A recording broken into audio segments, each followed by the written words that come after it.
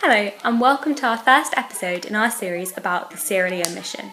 In this episode, we'll be talking about how the first Countess of Huntingdon Connexional Church came to be established in Sierra Leone, Western Africa. Our journey, though, starts much further away across the Atlantic Ocean.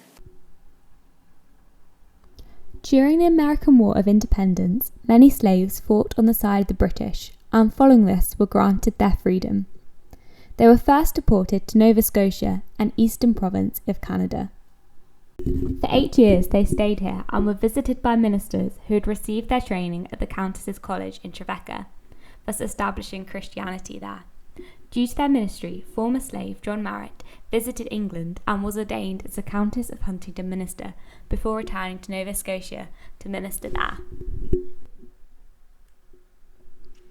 However, due to the cold weather and less than welcoming locals, they appealed to the British to be granted new land, and in March 1792 they arrived in Sierra Leone, West Africa.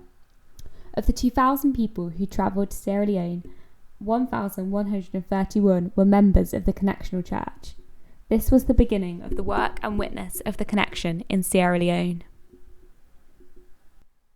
Led by 3 ministers in Sierra Leone, the Connection there built churches and a school in Freetown, evangelising to the neighbourhood there.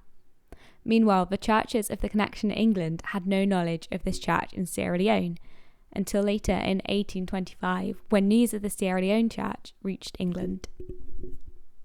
We hope you've enjoyed this first episode in our series about the Sierra Leone mission.